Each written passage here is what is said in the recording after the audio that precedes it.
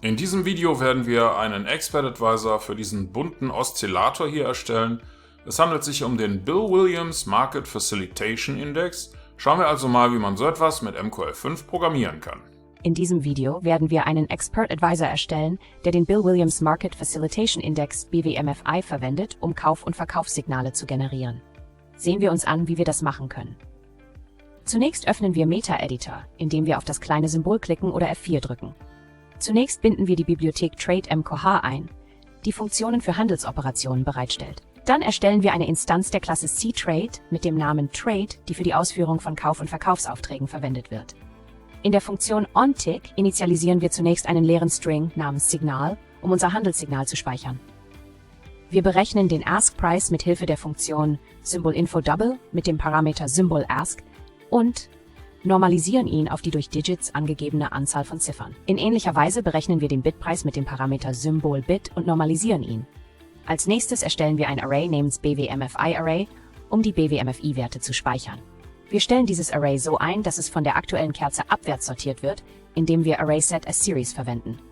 Wir definieren den BWMFI-Indikator durch Aufruf der Funktion iBWMFI mit dem aktuellen Symbol der aktuellen Periode Period und VolumeTick als Parameter. Diese Funktion gibt einen Handle auf den BWMFI-Indikator zurück. Wir verwenden dann die Funktion CopyBuffer, um die BWMFI-Werte in unser Array zu kopieren. Wir geben den Indikator-Handle, die Puffernummer 0, die Startposition 0, die Anzahl der Kerzen 3 und das Array zum Speichern der Werte, BWMFI-Array, an. Wir berechnen den aktuellen BWMFI-Wert, indem wir das erste Element des Arrays auf 5 Dezimalstellen normalisieren. In ähnlicher Weise berechnen wir den letzten BWMFI-Wert, indem wir das zweite Element des Arrays auf 5 Dezimalstellen normalisieren. Wenn der aktuelle BWMFI-Wert höher ist als der letzte BWMFI-Wert, setzen wir das Signal auf Kaufen. Wenn der aktuelle BWMFI-Wert niedriger ist als der letzte BWMFI-Wert, setzen wir das Signal auf Verkaufen. Wenn das Signal Verkaufen lautet und es keine offenen Positionen gibt, Positionstoll 1, führen wir mit der Funktion Trade.Sell einen Verkaufsauftrag für 0,110 Lots, 10 Mikrolots aus. Wir übergeben die Lotgröße 0,110, einen Nullwert für das Symbol, Standardwert ist das aktuelle Symbol, den Bitpreis, einen Stop-Loss von 0 und einen Take-Profit, der auf 150 Punkte unter dem Bitpreis festgelegt ist. Wenn das Signal Kaufen ist und es keine offenen Positionen gibt, führen wir einen Kaufauftrag für 0,110 Lots mit der Funktion TradeBuy aus. Wir übergeben die Lotgröße 0,110, einen Nullwert für das Symbol, den Ask-Price, einen Stop-Loss von 0 und einen Take-Profit, der auf 150 Punkte über dem Ask-Price gesetzt wird. Schließlich geben wir das aktuelle Signal in das Chart aus, indem wir die Funktion Comment verwenden. Um den Code zu kompilieren, drücken Sie F7. Wenn Ihnen das zu schnell geht oder Sie nicht verstehen, was der ganze Code macht, sollten Sie sich den Premium-Kurs auf unserer Website ansehen oder zuerst eines der Grundlagenvideos anschauen. Wenn die Kompilierung erfolgreich war, kehren Sie zu MetaTrader zurück, indem Sie F4 drücken oder auf das Symbol klicken.